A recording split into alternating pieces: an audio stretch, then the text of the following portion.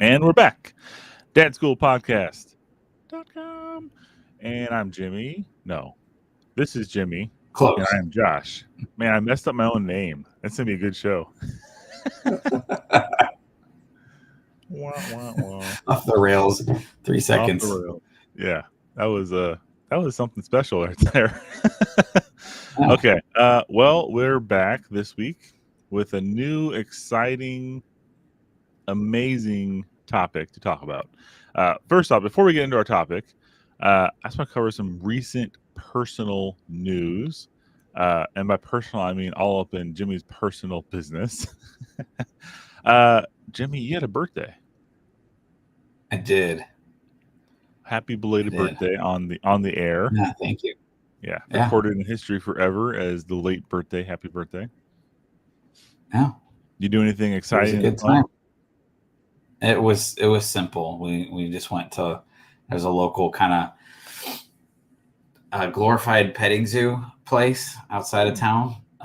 It's actually, I mean, it's super cool. They got zebras and camels and like 1,000 goats. They still have that huge thing, the bison or whatever it is, the with the horns. Oh yeah, It's like they're like just the Texas ropes. Longhorn, but yeah, like Texas Longhorns, except I think they're from Africa and the horns are even bigger. Like Yeah, it's insane. I remember going Absolutely there with nuts. my kids and seeing that, and it was roped off. It wasn't like Yeah, fenced off. It was roped off, and I'm just like, man, that thing has a lot of power, and that rope is not going to hold that. But I don't know. it's been trained well. I'm not an expert on big horned things, so I just okay. Yeah, Well, that's great. I'm yeah, glad you it was had fun. a fun time. Yeah, I also had an adventure. I went on a men's fishing trip with my church and took my boys with me and had my dad come along too. So it was really good time. A lot of daddy long legs. You know, they're everywhere out in the. And I don't know if you guys know this, but bugs are everywhere mm, in the wilderness. But it was yeah, a good time. We didn't catch a single fish. Uh, Everyone else in our group seemed to have multiple fishes, but we did not. We saw a lot of fish in the water. I cast my line out in the river. We were fishing for trout, and as soon as I hit, a fish jumped over my line out of the water, and that's pretty much when I reeled it in. I was like, I'm done. That fish doesn't even respect me enough to try my bait. It just went over my line. Is like, this line's in the way. Let me get this bug up here. Yeah, it yeah, was a yeah, it was an experience. But we had s'mores and building fires, and it was a good time. Glad we did it. But now back to reality. His first day back after taking a couple of days off, so it's always fun to jump back into work. So with all yeah, that being said, and by no means is anything I'm about ready to say or talk about directed at my own kids. Not because they're superior, but because they kind of gave me the idea for this and how they act and how we kind of teach and how our lives are and how my life was growing up. So it kind of gave me this idea. Listen to other dads around the campfire talk about some of their woes. It was a great opportunity to think about these kind of things. So today's topic: fixers or teachers. Um, and it's kind of working on the skills gap between the dad and your son and or your kids in general. Your daughters can also have skill gaps, but as dads, we're wired to fix things for the most part. I mean, I'm sure there's dads out there that when they touch something to fix it, it gets worse.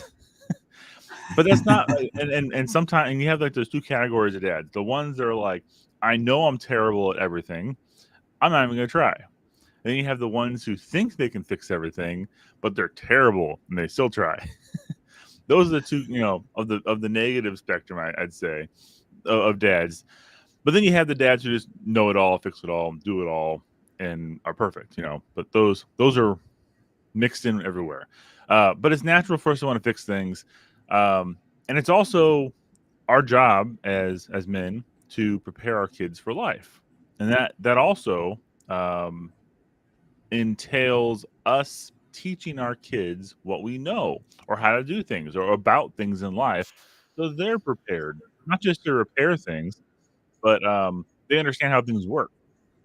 Because if you, let me give you an example. Um, I have had one, two, I've owned three houses in my short stint of life so far. 40 years old. I've been in three different houses. Um, this is one I'm in now. I've been in for 11, 12 years almost now. But the first two, one was like our first, the very stereotypical first house. It was a very cheap house. It was old. It was 1948 or 9. It was built, I believe. It was very old. Um, and the second house was like early 2000s built, so it wasn't too old. Why I'm saying all this is my dad, growing up, never installed a single ceiling fan with me next to him.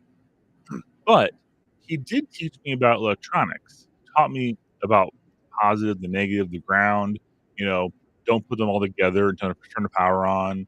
He taught me how to wire up a power switch, how to wire up a wall outlet. He taught me those things. And I understood how to read instructions because I helped assemble. I sat there with him and helped assemble several different things of furniture, like cabinets or a desk here or there or a bookshelf. He would often get a bookshelf. He didn't like buy bookshelves all the time, but he'd get something and just hand it to me and say, "Here you can put it together if you want," and I do. And a lot of times I need some help, but he'd let me experience that. Okay, and I feel that that is lacking in today's society. And why I'm bringing this up is because I never put a ceiling fan together with my dad, but yet in the three houses I've owned, I've probably done at least 15 ceiling fans total. And I've done multiple ceiling fans in one house before in the same room, and it's all depending on if your wife likes the way it looks or not, or if it breaks or not. Lots of things contribute to that. My first house, the ceiling fan was too old. Like, when they redid the house, they spray painted all the lines white, so you didn't know what was positive, negative, or neutral without scraping off some of the paint. And it was such an old ceiling fan. I never replaced that when I was there. Later, when we rented the property, I think one of the people who were fixing the house up for us while we were at work, they might have put a new ceiling fan in that one. But the other ones, like this house here, my new one, we went the cheap route and didn't have them put any of the fixtures in, so it was just like a bare bulb hanging from the ceiling when we moved in. I had changed all Yeah. rooms, all the rooms had ceiling fan changes. The living room, my office here when I built this, I put this ceiling fan up. So all that being said, I'm not like I never got taught how to do that, but I understood how it worked and could read instructions. And that's the skill I think that I inherited from my dad teaching me individual small pieces as a kid, and I was able to apply it later on.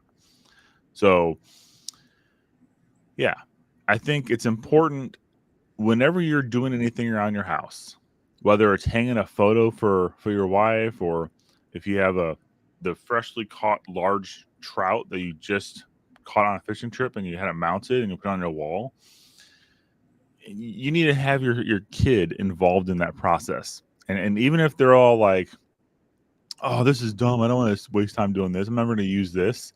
The fact that you took the time to make sure they understood what's happening on like how a drywall is put together, draw a diagram for them. If you don't know, learn it. It's easy to Google it, but understanding where the studs are in a wall, how to find them, how to put a hole in the wall, how to use the right kind of anchor so you don't rip the whole wall apart. You know, those are all skills that at the very core, your kid could watch you do and explain to them. And even if they don't want to learn it, they will pick up something. And later on in life, when they have to hang something, they'll be like, my dad taught me that. Or they'll be terrible, but they'll still be like, my dad tried to teach me this. I understand how this wall works, but I never understood how to do this. But they'll try. So, Yeah, do I you mean, have thoughts on simple truth of it is kids are always learning, and they're always being taught, I should say, by us, whether it's what is implicitly being taught or explicitly being taught. They are learning from us, whether we're actually doing that. Here, come over here and we're going to work on this thing together. I'm going to get your hands dirty and we're going to you're going to dive in and at least observe if it's something, a little more dangerous, and they just need to watch for a little while before they take a crack at it. But they're always learning.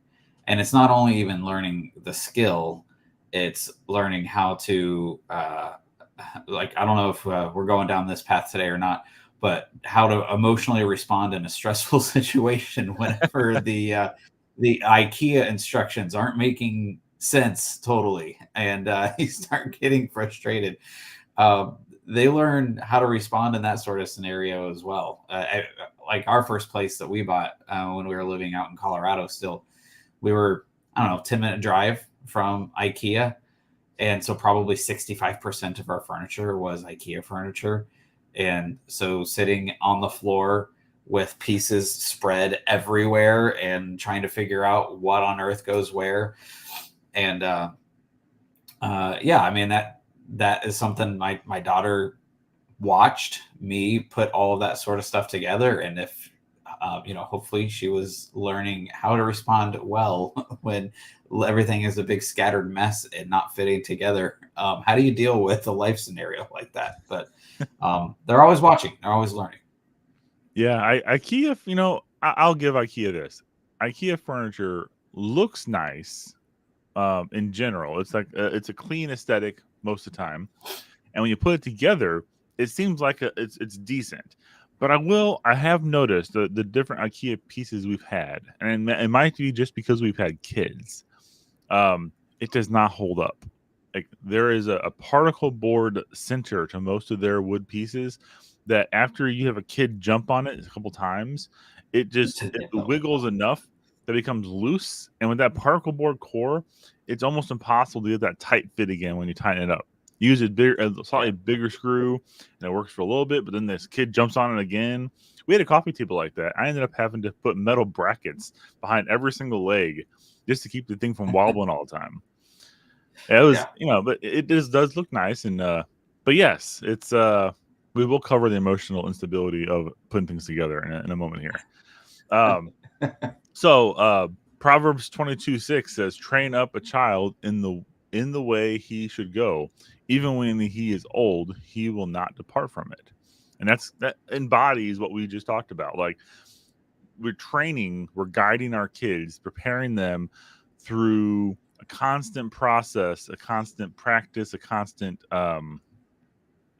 life where we're showing them how to live and we're demonstrating it. And most of the time, I mean, there's an example. I mean, most of mine are like power tool related, but my dad had a lot of tools when I was growing up, like a table saw. I don't remember. He probably tried to get me to use a table saw he had, but it was terrifying. It was loud, threw sawdust everywhere, and it looked like it could rip you apart. My dad always told me stories, and told me, don't touch this, don't do that. And he was always making me respect the power of the power equipment. And to a sense, it made me a little bit of afraid of it as a kid. And I've never owned a table saw until just recently. I bought one from a church garage sale, a tool sale they had. And now I have my own Craftsman table saw that's together. I've had one in my garage that was not put together, but it was really old. And I just didn't have the time or patience or energy to put it together. Now I have a working one. And I'm going to have to use it pretty soon to build some cabinets in my laundry room. And I'm terrified to use it. Like it's intimidating to me because it's a power saw. You always hear people cutting their fingers off or all these different videos what not to do or a kickback. And, it's going to be scary for me. But I've watched enough of my dad doing this that I had the confidence to know how to use it. And I know how to respect the power. So it's taught me to not be careless with it, not to just cut things willy-nilly with my fingers everywhere. Like he taught me those things by explaining that to me in the process. So he constantly trained me on how to use tools. He let me hammer things in or screw things into wood, build a little. My sister played with Barbies, my older sister, and when I was really small, he let me take wood in the garage and nail it together, and I was gonna make a Barbie bunk bed for my sister. In the end, I don't think she ever either knew I made it or used it, or it didn't turn out very well. But it was still like a box structure with legs on it, and I felt proud of putting something together, And it was that confidence that he instilled in me because he taught me. And he knew it wasn't going to be perfect. Like that's the thing I think in his mind. He let me put like nails on the vise and hammer at it with a hammer and bend them this way and that way and play around with it. And he only experienced that because he knew it's a good way for me to learn how to use tools. He knew it was a good way for me to hurt my finger and understand that you gotta be careful when you're doing something like this, because I always remember not to put my finger there now. So as long as you can make, bad tie into this, but as long as you can make your kids fail safely, um, as long as they fail safely and they're not damaged permanently, I guess you could call it. Why not let them explore and have fun and do things? And my experiences are power tools. Yours could be anything, whatever trade you do, bring it home to your kids and talk to them about it. Let them try it out. Let them build the IKEA furniture like you're talking about. Well, and each of your kids are all going to be different. And like we've only got girls in our house, and they're not terribly interested in when I'm in Mr. Fix-It mode, that sort of thing.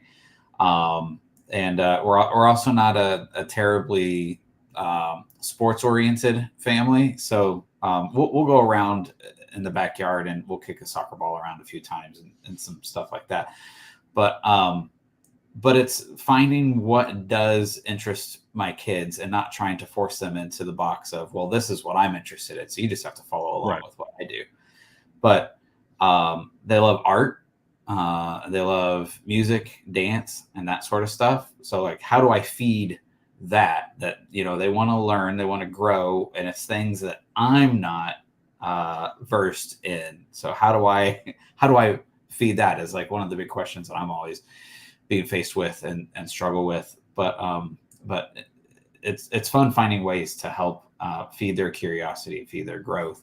Because like I said a minute ago, like they're just always going to be learning something. I like to make sure that what they're learning is from a person with good intention, goodwill, that I can trust. So when I can be that person as much as possible, I want to take that on.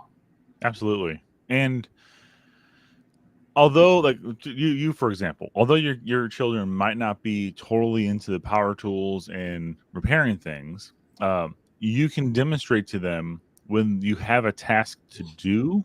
You can show them the proper planning of what you need for a task, a proper understanding of what you're going to do in the task. You can teach them even that preparation is just as important as knowing how to do something, because even if they're not going to do hands-on with it, having an understanding of what you're solving and how you're solving it will help them in the future. Even if they're going to pay someone else to do it, they'll need to know what's going to happen at a high level so they can make smart decisions and not be taken advantage of. And they need to learn from dad how many times is acceptable to go to Home Depot throughout a project to get all the parts you need. Right, Jimmy? Yeah. I make so many trips to Home Depot. It's terrible. But you live closer than I do too, so it's even more convenient, I think. Yeah. But there's been days I've been there like 4 or 5 times in one day. That's the best. I'm sure the Home Depot employees like see that all the time though. Like they see the person pop in every 5 minutes. I've gotten the welcome back, sir. Oh, you recognized. Yeah. So along with that, building confidence and resilience in your kids is part of our jobs. Like, even if they don't know what they're doing, the act of them learning how to do something starts with confidence, and you should always be trying to build that up in your child. If they're going to try something, don't badmouth them off the bat saying you're going to fail. And you don't have to be like the everyone wins soccer mom that's like, oh, you tried your best and the house burned down, it's okay. But you can definitely find a happy medium between the two. You can let them try something, watch them fail, don't nitpick at them, help guide them, don't let them make stupid costly decisions, but you can help. If you make a bad decision, you can definitely use it as a teaching point. Every struggle, if you're as stupid as it sounds, a simple bike chain coming off, any kind of issue you encounter, instead of like throwing your arms up and cursing around and being, it's a teachable moment. Like, oh, let's see how we put this back on. Let's you want to help me with that? Instead of just like, and a lot of it is your perceived busyness, because even though like right now in my life I am super busy, I have a lot of things I'm doing. I have a lot of too many irons in the fire. Honestly, I do need to scale back, and I think I'm on the edge of that and ready to get better. But it's kind of stressful. My youngest constantly wants me to play video games with him because it's his enjoyment. It's what he does in his free time. And I normally would love to play with him, even though I don't enjoy the games he plays because I don't. It's not my kind of game. I'll still sit there and play with him because I want to spend time with my son. And it eats me up inside when I have things I have to do and I'm on a time crunch and I have to tell him no over and over again, like multiple. Like we're on like week 2 or 3 of me telling him no on these. I haven't played games with him in a couple of weeks, and I keep on like looking at like time slipping away. I'm gonna blink my eyes. He's gonna be twice his age. You're not gonna play with me anymore, and that's a real possibility if I keep this type of mentality up of I have no time for anything else.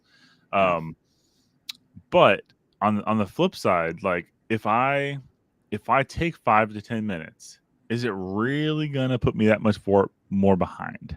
Like unless like the president's on Air Force One and there's missiles inbound, I don't think what I'm working on is that life and death.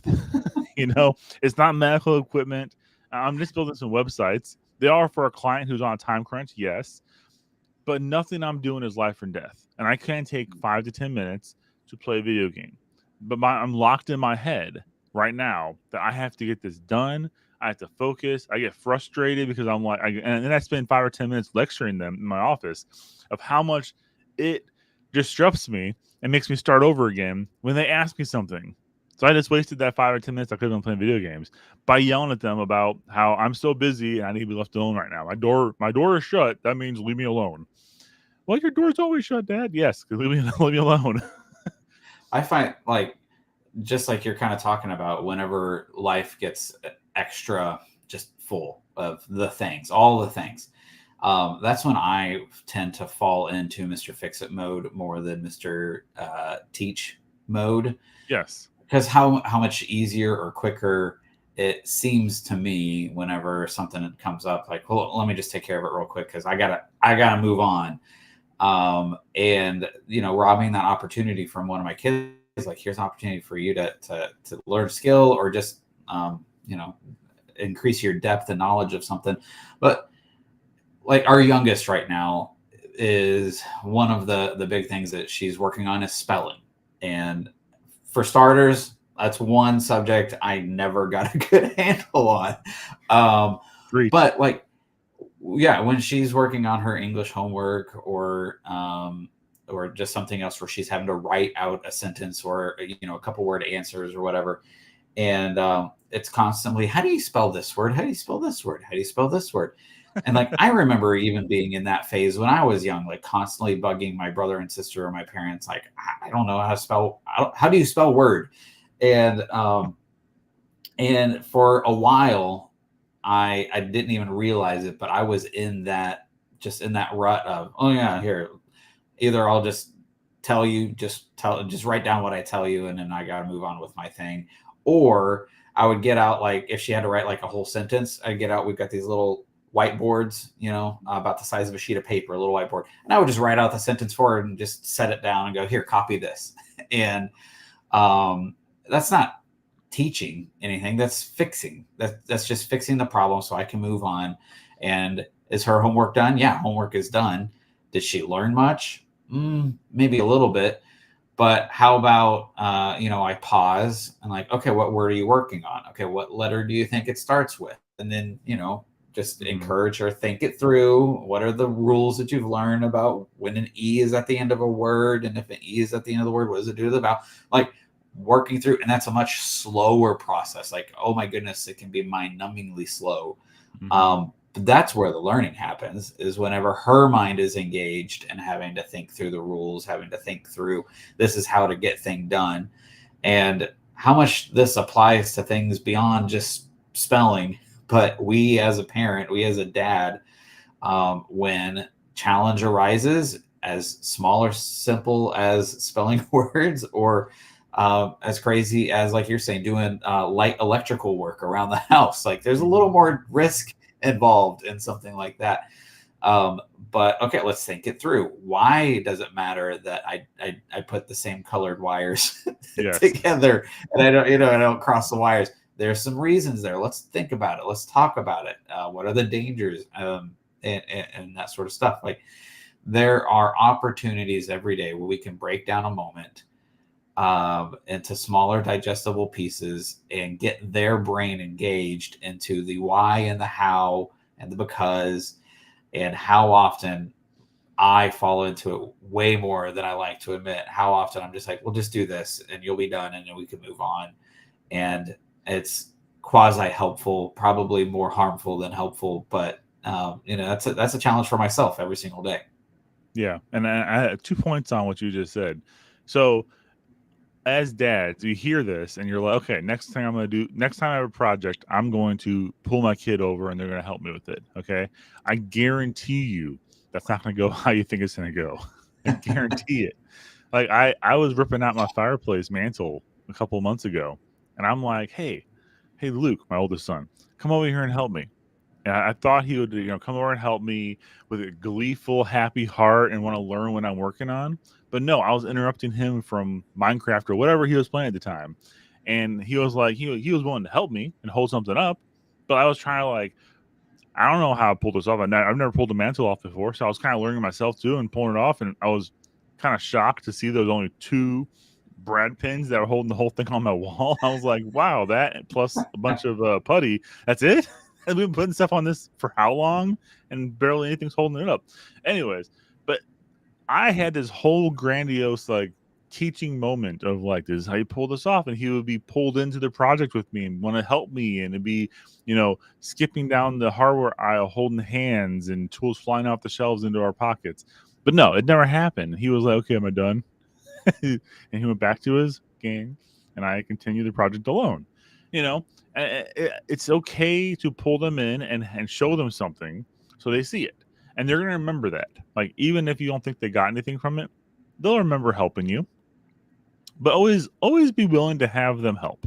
And it's hard, like you said, you're trying in fix it mode, especially with doing a project around the house. You're trying to just get it done because you have limited time yourself, and adding somebody else to it doesn't make sense. But it can make sense just to walk them through and talk them through the process. And they might walk away bored or they might not want to be there. And I would encourage you not to force it too much on them. Like maybe be a little firm and like, you're gonna learn this part of it. You can help me with this part. Yeah. But really, like, you don't want to turn it into a bad experience. You don't want to be a forcing it on them and they end up hating everything you're doing. That's another a fine line you're walking. But that really has to do with like the history of how you've approached these in the past, I guess, or how you word things. Um, but you can build up to it. Even if they're doing something completely outside their wheelhouse, it's important to expose them to it.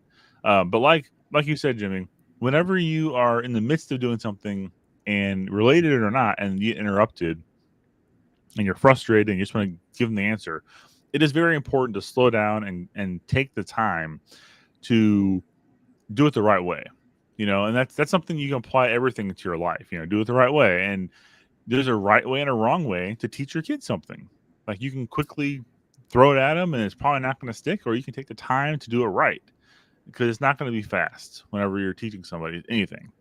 Um, and it's like it once again, everything we're talking about is biblical, right?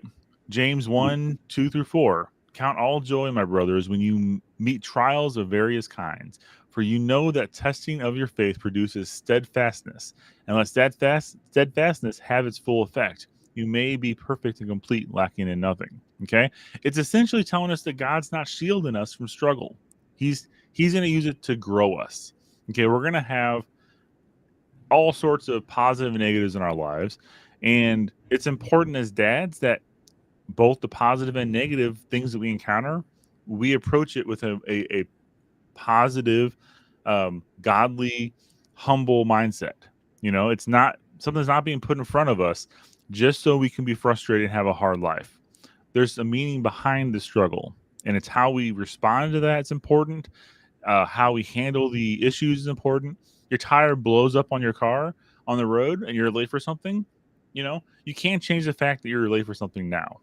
But what you can change is how many bad words you use in front of your kids. You can you can change the tire if you have a spare tire, and you can use that moment to show your kids resilience and strength in your own abilities by getting out of the car and changing the tire instead of flipping out, yelling at everybody, being frustrated because that's not their fault the tire blew up. There's things like that you got to Oh, it really might be. check yourself. Well, yeah. If you It didn't might do be. proper maintenance on your car, it's another teachable moment and a moment in humble humility that you can tell your kids. You see, kids, this is what happens when your dad is too cheap to get the tires rotated and properly maintained on a car. Let this be a lesson to you. And now you're going to miss all of your sports activities this weekend because of this. Don't punish them for it. But I mean, obviously, like Yeah. that's in jest. Yeah. Okay, Yeah. so that goes into our. Sorry, go ahead. No, you got it. That goes into our next topic of emotional problem solving. You know, emotional problem solving, problem solving things in the correct emotion, right? You're not just showing how to fix problems. You're showing how to respond to them with grace and patience, like I just said. Um, Galatians 5:22 says, "But the fruit of the spirit is love, joy, peace, patience, kindness, godliness, faithfulness, gentleness, self control. Against such things is no law." Now, something that was told to me on our fishing trip, we had devotionals at night, and that was actually like one of the main topics was the fruit of the spirit, and it wasn't cherry picking a fruit of the spirit for a moment. The fruit of the spirit is all inclusive. It is the fruit of the spirit. It's not it's not at this point in my life I'm going to have joy. At this point in my life I'm going to have peace. This point I'm going to have goodness. It is you're supposed to have all of those because they all complement each other. Without one you can't have the other. And if you have overabundance of one and you're completely ignoring something else, it's going to crumble and fall. And that was like the crux of the lesson we got. And it makes total sense. Like if I don't have joy in my life, I really won't have peace and love. If I don't have love in my life, I won't have joy or peace. And without patience, you can't have love, joy, or peace. If you're a very impatient person and you're not a kind person, you're not going to have love, joy, or peace. So it's a bundle. It's a bundled product, and you can't buy one without the other.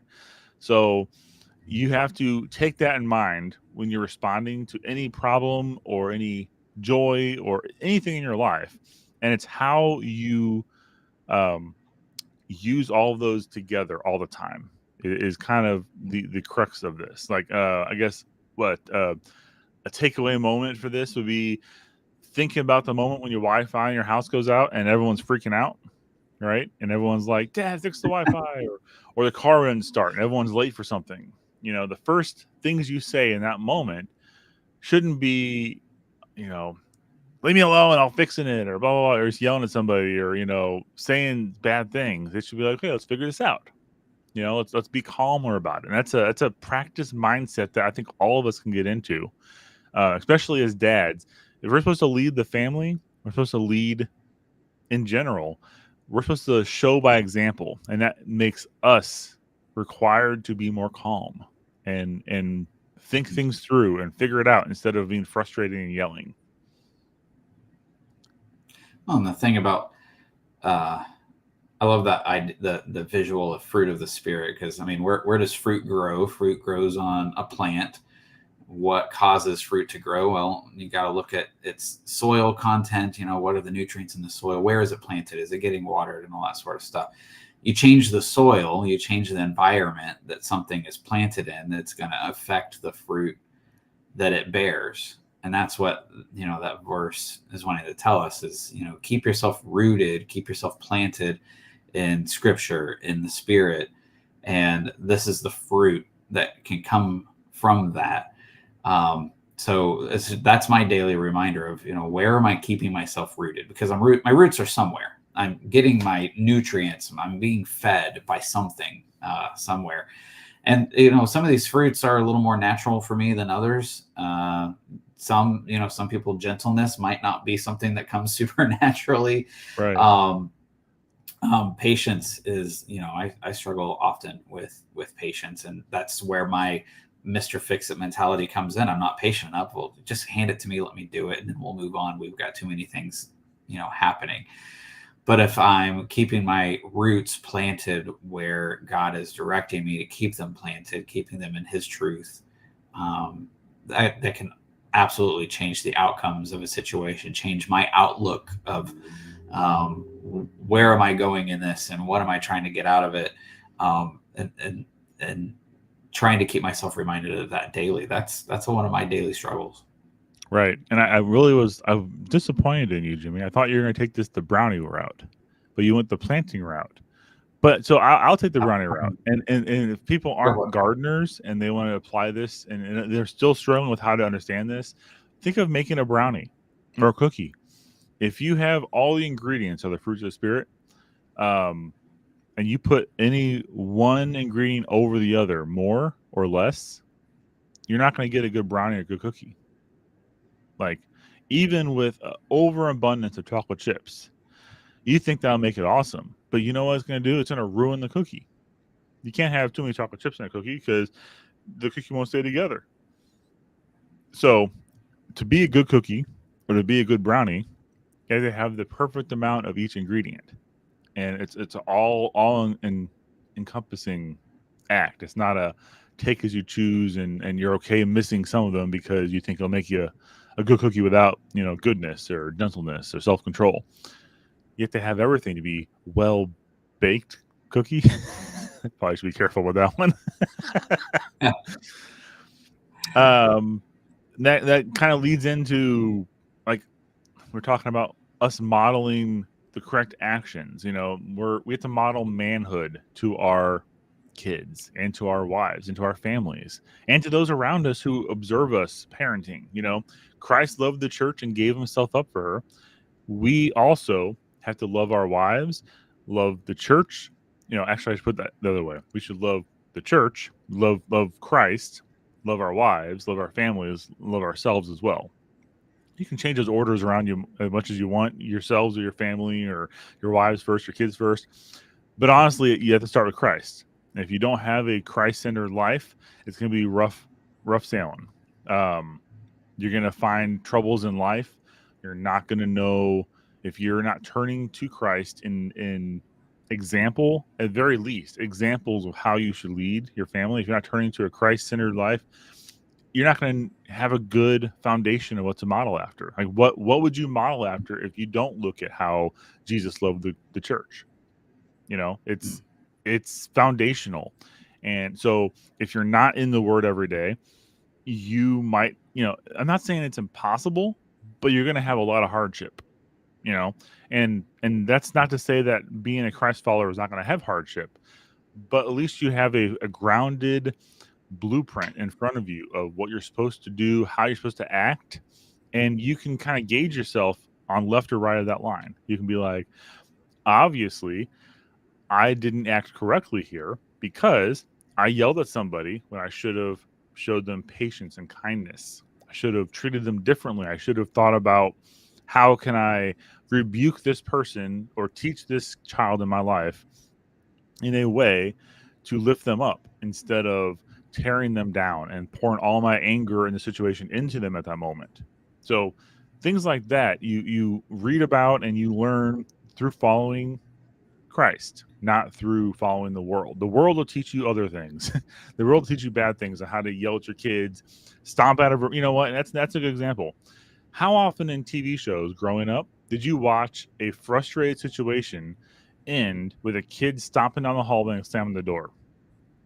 All the time. It's in every single TV show. Every single time there's an argument, someone stomps away and slams the door. That doesn't happen in the Bible. Now, forget the fact that there probably wasn't a large outpouring of TV shows or doors in the Bible, but Christ never Only a taught few. us to stomp down a hallway and slam a door, because it never would have gotten to that point. It would have gotten to a point of dealing with the situation or an issue with love and humility. And the person getting frustrated or rebuked, there's ways that the Bible teaches us how to accept criticism. It is ways it teaches us how to have a difficult conversation. But running away and stopping is never the answer. Like the only time the Bible literally tells you to run away when there's sexual immorality involved or temptation. It says run from that, flee from that. It does, and everything else.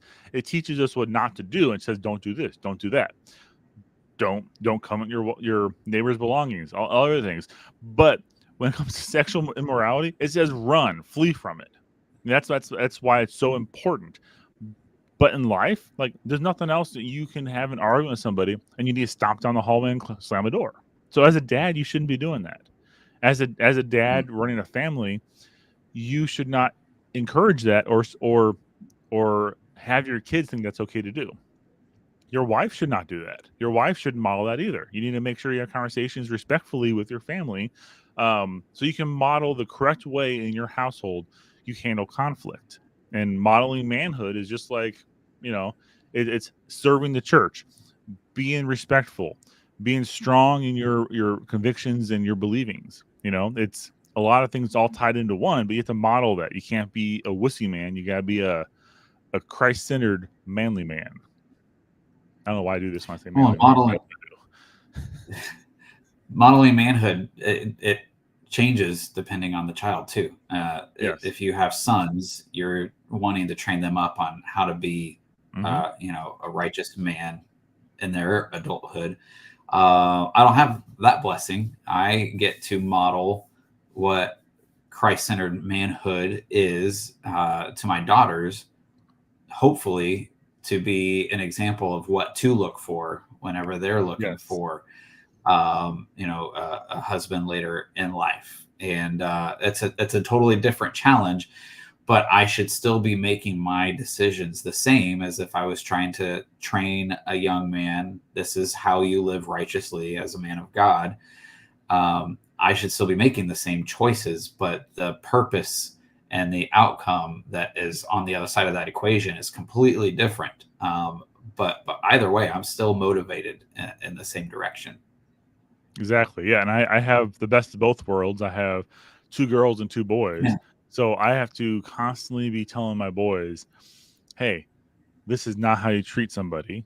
You have to treat your mom this way because she's the only mom we have, and she's the most important person in our lives on this earth. And then you have to treat your sisters this way. Yes, you have 2 sisters, son. It doesn't mean you treat them any less at all. Like, you have these sisters, you have to take care of them. They're your sisters. Like, that's something I've said that several times. My dad taught me that too. He's like, only sister you have, take care of her. You might not agree with her all the time. My sister and I have a great relationship, and I'm really happy we've gone through, the emotional turmoil of different day camps and whatnot growing up. So we were able to bond together, and we had we always enjoyed playing with each other. We were like 3 years apart, so it wasn't too terrible, too far. So we had a strong relationship, and my parents fostered that a lot. They had a lot to do with that. Like, they could have let us yell at each other and let us just complain, but they always made sure that we understood that we are a family. We take care of our family. Look at her. If that's the last thing you say to your sister today, and she goes out and she dies, how would you feel if that's the last thing you said to her? Like, that was pretty heavy as a kid. My dad saying that to us, and we're like, I feel terrible. That's a pretty hard stream to take that, but yeah. It is, but it had a lasting impression on me. And it's like, it sounds terrible, but it really maybe put in perspective. If this was the last time you saw this person and that's the last thing you said to them, how would you feel? Is that how you want to end your interaction with them on this earth? Like, no, that was terrible. And that made you realize how foolish of an argument or foolish it is to have that kind of hatred in your heart when you're mad at somebody. So it taught me that. And honestly, we were like light Methodists. We were Methodists growing up. I wasn't nearly as religious as I am now, but it still had a lasting impression of my dad leading our family that way to make sure that we respected each other enough and didn't hold on to those petty arguments. He made sure to tell us stories about how, this person in his family or this person in that family had issues and they never talked to each other again, and how sad it was. He made sure to make it known to us how dumb of a decision that is to hold things over each other like that. So in his own way, he taught us a lot of that manly family concept of leading in that way, I guess. The end. The end. The end. I think we're actually about out of time, aren't we? Just about. Because you still have an 8 o'clock cutoff here. Yeah. Yeah, we're past that. Crap. Sorry. Josh just is rambling and rambling, and that's what happens. So we have a dad challenge this week, don't we? What's our dad challenge, Jimmy? Oh, hold on. I gotta scroll through. Oh yeah. Teach, don't fix. That's it. Great. Can you expand upon that at all? Everything we just talked about. Do the teaching, not the fixing. Or teach as you do the fixing. Is that it? So what Jimmy means to say is this week, how about you try to see what you're working on and resist the urge to fix it for your kid and walk them through it instead. Ask questions intended to make them think about what they're doing. Pray with them before and afterwards, thank God for the lesson, just not the outcome of what happened. But like, you want to teach your kids that you can fail and you can learn and you can accomplish something. You don't have to fail every single task, but make it a process. Like, get into the habit of sitting down with your kids and working through problems with them. You're not wanting to just do things and fix it for them, like Jimmy does with spelling. Yes. All right. So if you I'll be here next week with my whiteboard next week with spelling words. Proper. We'll get you your. We'll have you write the dad challenge on the whiteboard next week. Yeah, sounds good. So if you enjoyed this, if you thought it was at least helpful, please like, subscribe, share, share it to all of your husbands. If you're a wife listening, statistically, we have 90% women on Facebook watching this video at some point in time, and 10% men. 10% out there, I know who you are, and you know who you are. Thank you for watching. 90%, share it with your spouses or loved ones and share it around. If you have any questions, dadschoolpodcast.com. And we always love to hear from people. Till next time, have a good week.